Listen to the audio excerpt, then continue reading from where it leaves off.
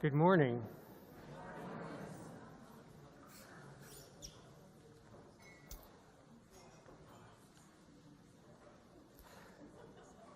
We come to this place, as we do each and every time we gather at Southminster Steinhauer United Church,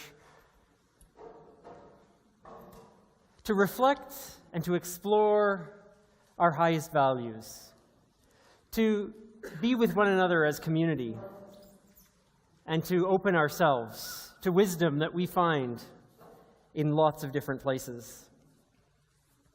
Today we explore the value and wisdom that we learn from the value of empathy. We're reminded by a great thinker in Sue Monk Kidd that empathy is the most mysterious transaction that the human soul can have. That it's accessible to all of us, but that we have to give ourselves to the opportunity to identify and plunge ourselves into a story where we see the world through another's eyes and another's heart. As we reflect on this value of empathy today, we gather in this community, in this circle, where all are welcome, and so we welcome you and we welcome each other into this place where no matter who you are, where you've been, what kind of weekend you've had, we're welcome here. Where it doesn't matter our religious background, our history, our relationships, our gender, our sexuality, we're welcome here. Into this place, into this safe place, we gather, and we greet one another with a sense of empathy, compassion, and love in our eyes and in our heart. And we do it this morning as we gather on this land, on this sacred land that we gather every Sunday, but that has been gifted to us generation after generation from our brothers and our sisters, from the Treaty 6 brothers and sisters, from our history with them, good or bad. We continue to walk this journey together in better ways. And so we join in this place and we sing of this sense of belonging that we have with one another and with the world. May we gather and may we sing.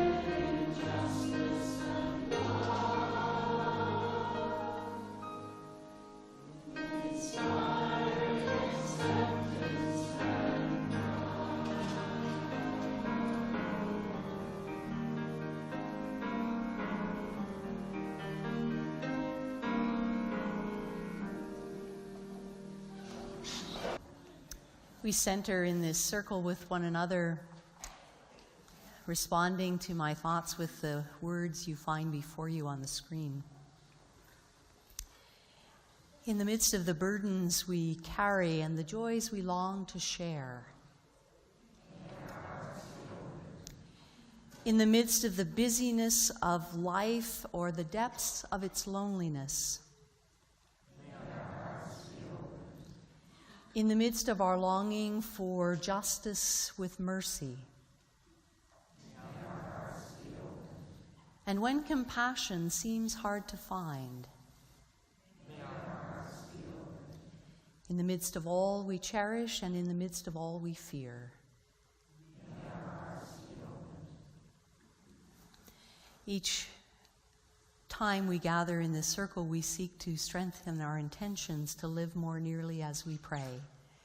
And so again, responsively, we offer this prayer with one another. In caring for one another, may we be untiring.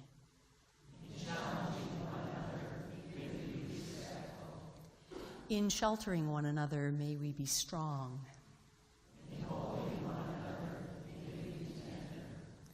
In forgiving one another, may we be generous.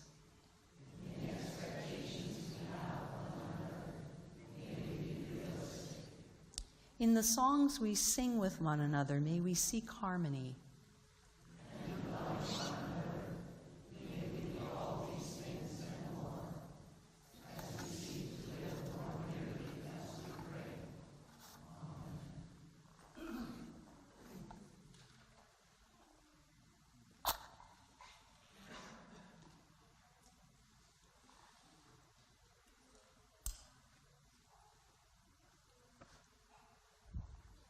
We light this candle, a spark of possibility, a flicker of energy, a reminder that our life depends on light.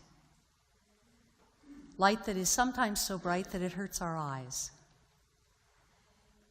Darkness that is sometimes so deep it's hard to even detect the light. We come here with each other to share the light we find in our stories and in our songs, the light we find in our hopes and in our prayers, the light of a new day into which we seek to see one another in our fullness and to see ourselves and to see the world as it truly is and to see it as we would work to make it so.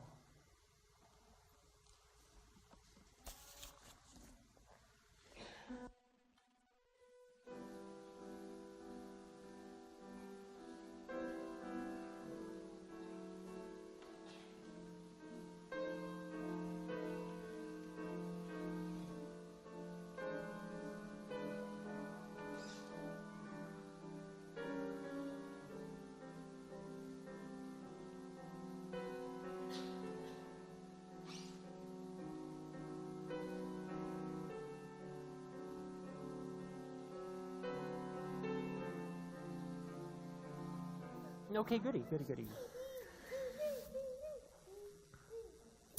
I was going to come and have a big talk to you about a fancy word called empathy. Maybe we've heard of that word, maybe we haven't, it doesn't matter. And then I realized, you know what? I'm not very good at describing this. Sesame Street is way better.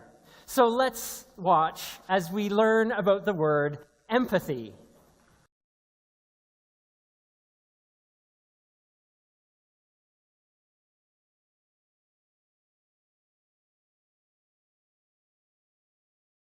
Hey, now we know the word empathy, right? Nice, good. So I have one question for you. What good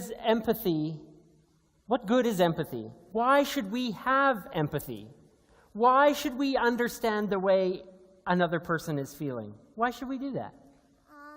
Because you know how they're feeling, so you know what's happening. You know how another person's feeling, so you know what's happening to them. That's great. How about you, Caitlin? Because they feel sad or mad. If they feel sad or mad, then you can understand how they're feeling, right? Yes. They may want something that you Okay. Yes, anger is another emotion that it helps us to understand.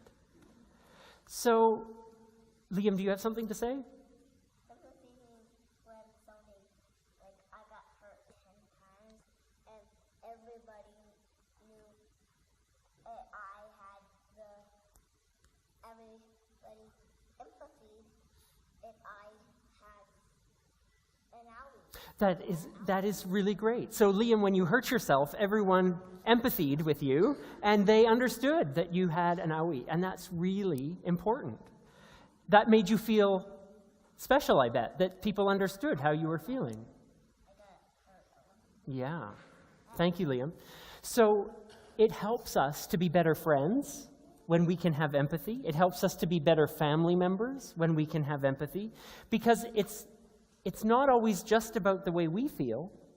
Sometimes we need to understand how other people feel, and they may not feel the same as us. So it helps us to be good friends and good family members. Thank you, and to Murray and Mark, for teaching us all about empathy.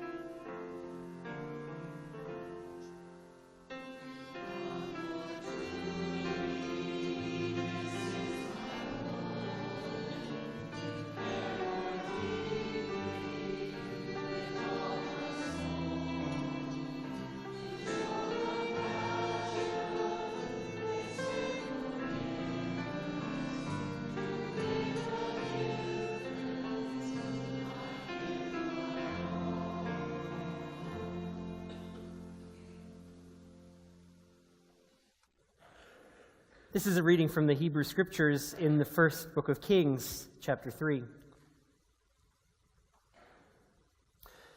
Two women who were prostitutes came to the king and stood before him.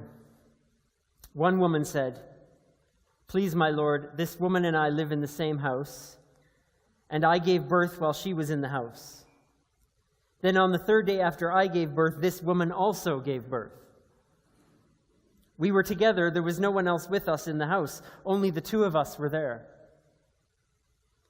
Then this woman's son died in the night because she lay on him.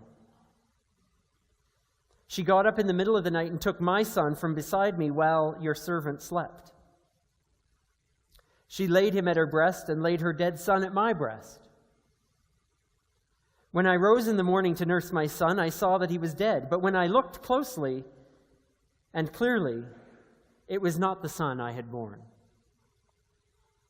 But the other woman said, "No, the living son is mine, and the dead son is yours." The first argued, "No, the dead son is yours, and the living son is mine." And so they argued before the king. Then the king said, "One says, 'This is my son that's alive, and your son is dead,' while the other says the reverse." So the king said, "Bring me a sword." And they brought a sword before the king. And he said, "Divide the living boy in two, give half to one and half to the other." But the woman whose son was alive said to the king, because compassion for her son burned within her, "Please, my lord, give her the living boy. Certainly do not kill him." The other one said, "It shall be neither mine nor yours. Divide it." And the king responded, "Give this first woman the living boy. Do not kill him. She is his mother." All Israel heard of the judgment that the king had rendered, and they stood in awe of the king, because they perceived that wisdom was in him to execute justice. This is a story passed down to us from an ancient community. May we find wisdom for our living.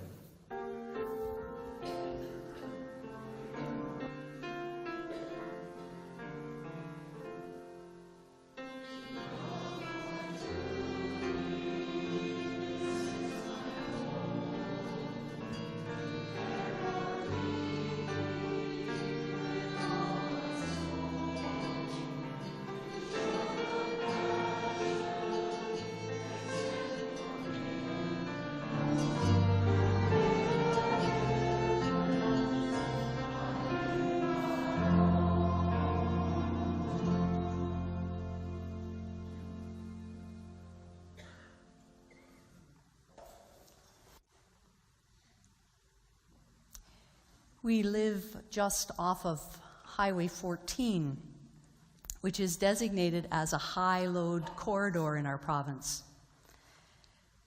Oversized loads hauling all manner of huge pieces of equipment destined for Fort McMurray or Lloydminster travel that highway almost every day. Usually we meet a lead car that's warning us that we're about to meet a long, wide load. So we can prepare to encounter that oversized vehicle that's going to need more than its share of the roadway. And we're going to have to make allowances, change our expectations of our entitlement to a proper share of the road, and yield enough space so that we can pass and meet in safety. Which has led me to wonder if those long, wide load signs would be helpful for us to wear in our human encounters, because they're not just about transportation. Almost everyone we meet is carrying a long, wide load. Almost everyone we meet has more than their share of grief, more than their burden. Almost everyone is carrying an oversized load. And many of the loads that are carried are invisible to us or unknown to us. And so sometimes we forget that we need to make allowances as we encounter one another. Sometimes we're in a setting where it's really easy to remember that everyone's carrying an overload. If you walk the halls of a hospital or the Cross Cancer Institute, as we pass one another, there's an unspoken recognition that some are hauling fear and others are overloaded with worry, and some are experiencing relief and others grief, and some are feeling only the weight of numbness as news penetrates layers and layers of reality. And there are other places where it's really hard to remember that everyone we meet is carrying an oversized load. Today marks the beginning of Restorative Justice Week in Canada. And I'm reminded of how hard it is to remember that almost everyone you meet in a courtroom is hauling a long, wide load. Plaintiffs and defendants, victims and accused, witnesses and staff. It's a setting in which we struggle to see through the eyes of another, to walk a mile in someone else's moccasins. And this legend that's been handed down to us to celebrate the wisdom of Israel's third king brings that into sharp focus for us. We have two sex trade workers who are mired in a dispute over a baby. What's at issue is awarding custody of the surviving child to his actual birth parent. When all the evidence is in, it comes down to a she said story. There aren't any impartial witnesses. And everything in this case turns on credibility. And when you consider their competing stories, Mr. Justice Solomon comes back from chambers to render his decision, and that's when the courtroom drama really begins.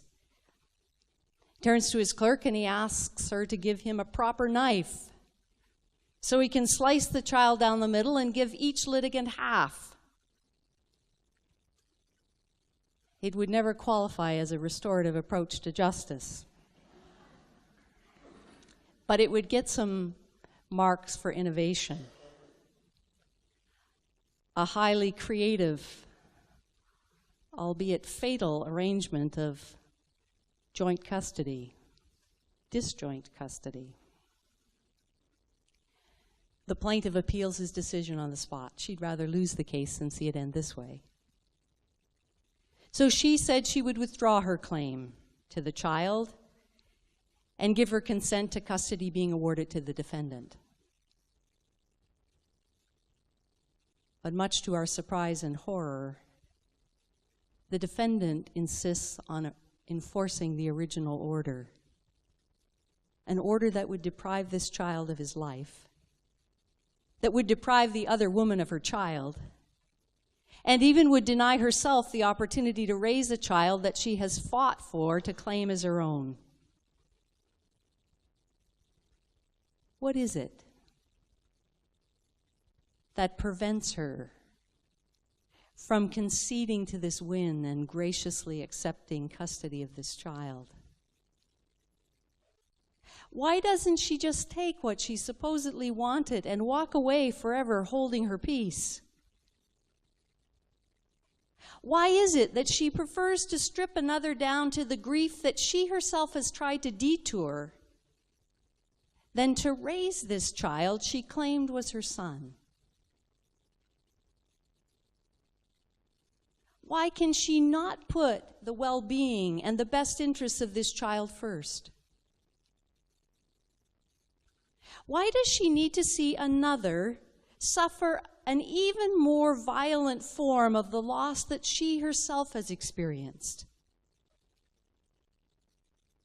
Why doesn't this child's life take precedent over the need to deprive the other woman of raising her child? Why is it, in the world of the story, that she would see this child killed in order to place these two in the same boat, each as childless mothers? Maybe she couldn't see it any other way. Maybe she had become so accustomed to being treated as an object that out of her own commodification, she thought that people were to be treated as things. Or perhaps she's become so callous to kindness that she's grown cautious of charity. What has happened to her to keep her from feeling compassion for this child, even if she couldn't feel compassion for her peer? Perhaps in her lived experience, no one's ever given her anything without expecting something in return. Perhaps somehow her heart has become so damaged that it's incapable of empathy, even of empathy for an innocent child. Perhaps a lifetime of hurt has hardened her against feeling anything, joy or pain, gladness or sadness. Maybe her long, wide load has obscured her view of any and all oncoming traffic.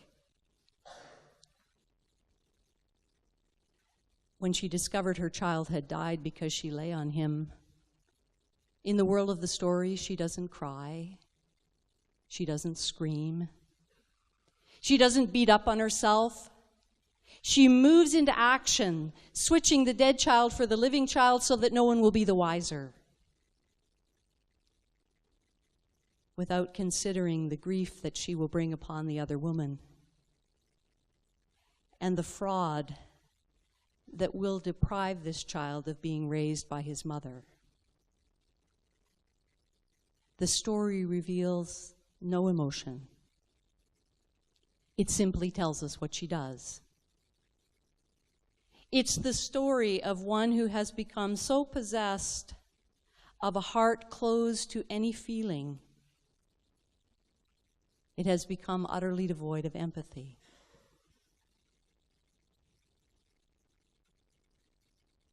While there's no proof the plaintiff was the biological mother of this child, by her own evidence that she would choose to give up the child rather than see him killed for her fair share, she's overwhelmingly demonstrated she would be the better parent. Her selflessness and her consideration of what it would take to spare this child's life has proven that she would nurture this child and raise him in a culture of empathy. Her lived experience is not entirely dissimilar to the other woman. They have both had to survive in a paternalistic society by selling their bodies. They live in the same house, the story tells us again and again. They live in the same boat. Likely they have both experienced unspeakable abuses. But somehow, one has an expansive and empathetic heart, and the other a callous and constricted one. They have each responded differently to the long, wide load that life has brought them. The plaintiff has found a path to empathy through a lifetime of wounds and scars. And the defendant is as dead as her child, with a heart that can no longer hold the pain of another or feel its own pain. This story of these two women is generally told as a story to honor Solomon's wisdom. But really, it's not about his smarts at all. He just got lucky. It wasn't his brilliant jurisprudence that saved this child. His idea could have totally backfired if both women had responded as the defendant. He rolled the dice, and fortunately for this child, Solomon got lucky, because one of these two women was still capable of feeling empathy. This is not so much a story about a wise king as it is a story about a courageous mother whose heart was still capable of great empathy, despite all its hurts.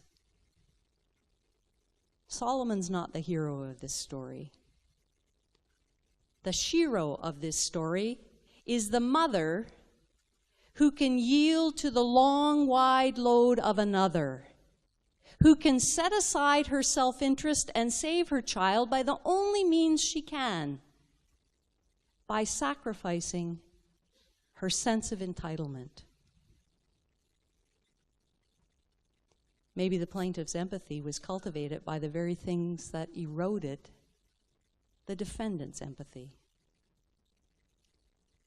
The miracle of her empathy is that it extended even beyond her child. It extended to her bereft housemate, her opponent, her betrayer.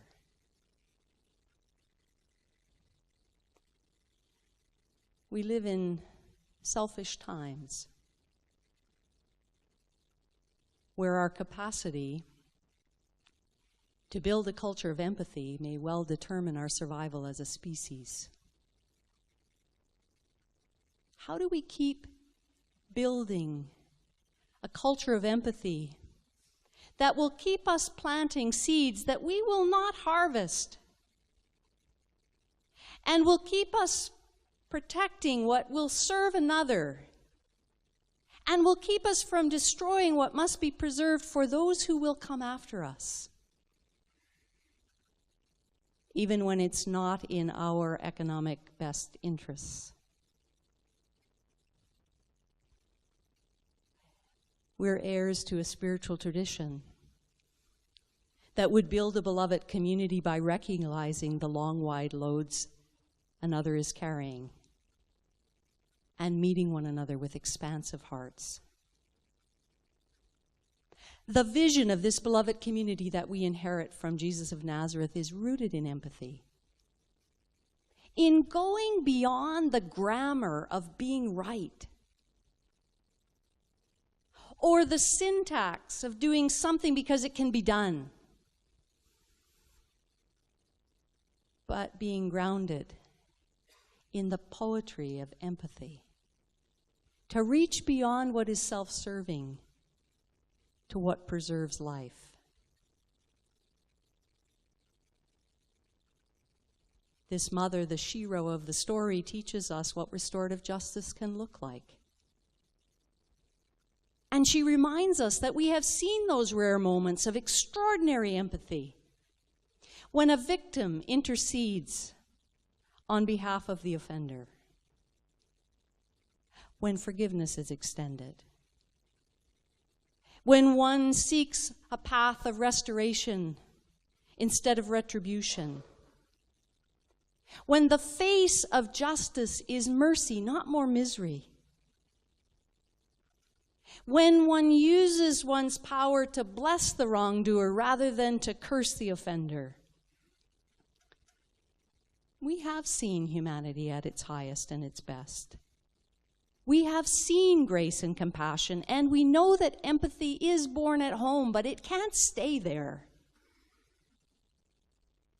Empathy lives in that golden rule that builds a beloved community where we're in touch with our own pain and moved by our own deep feelings for another, so that we must treat each other with the same grace and the same generosity and the same gentleness we would hope to receive from them.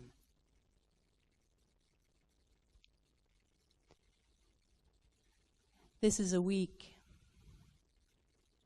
as we honor Restorative Justice Week in Canada, a week for us to contemplate where we're missing that signage as we meet one another, where we are failing to see the long, wide load someone is carrying.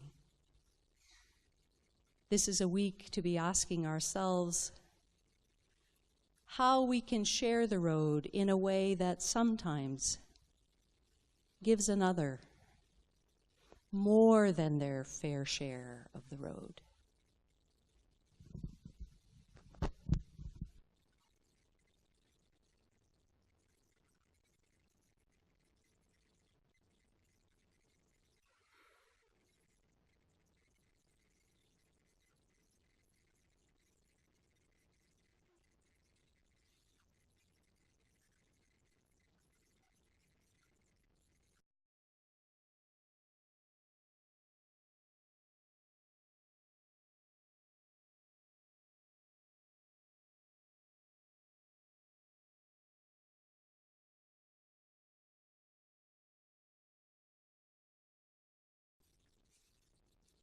In a quiet, settled place within ourselves, we pause to remember the world's deep need, to honor those broken places within ourselves, to pause and acknowledge our fears and our hopes, which is to say, to pause and pray.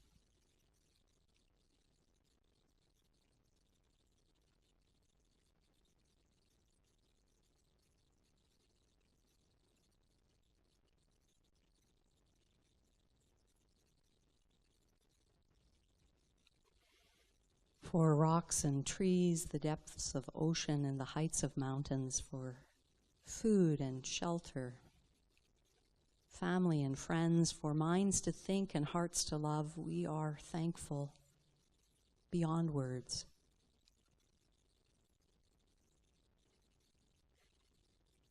For strength to be here this day, for the delight we find in play,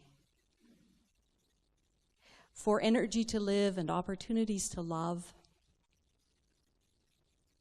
for courage in conflict and patience in the face of suffering and loss. We seek to find the grace to live faithfully in the great mystery beyond our defining and confining.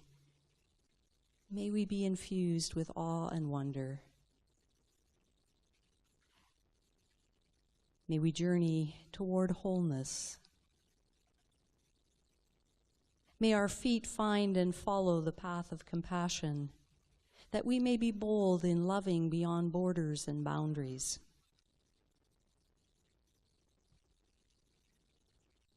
In this season of remembrance, on a day set aside for Transgender Day of Remembrance, we remember the brave journeys of so many seeking congruence in gender identity. We remember the struggle for understanding, for access to gender realignment surgery.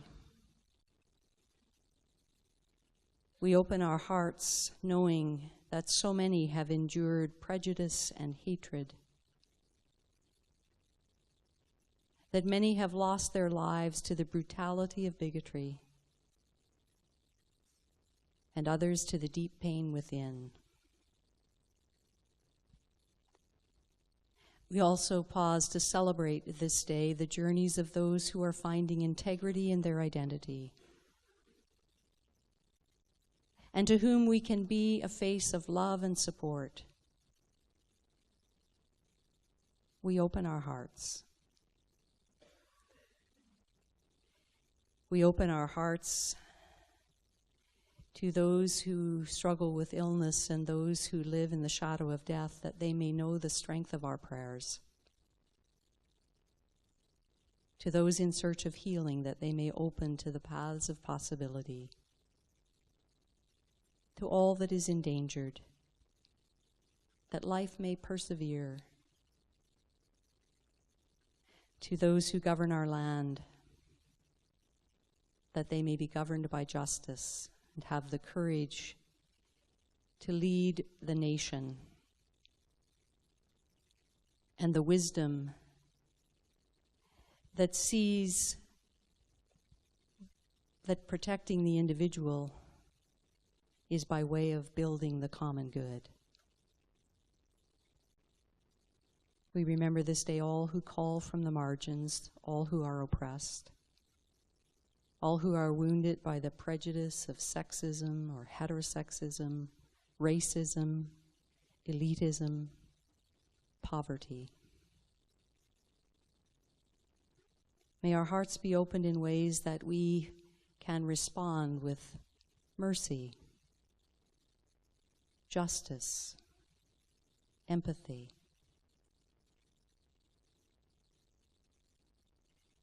As we do that, we seek to open our hearts to the love that brought us into being, the love that defines our highest value.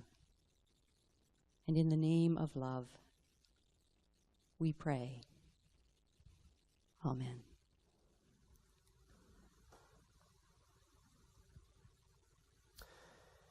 In the face, in the heart, in the eyes of another, in the experience and in the journey of another, lives a whole story, lives many stories. May we walk in this day with our eyes and hearts open to those many stories, to the loads that are borne, to the burdens that are carried, to the joys that can be shared.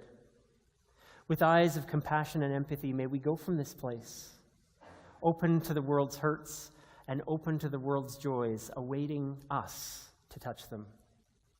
May we go in the spirit of love and always in the light.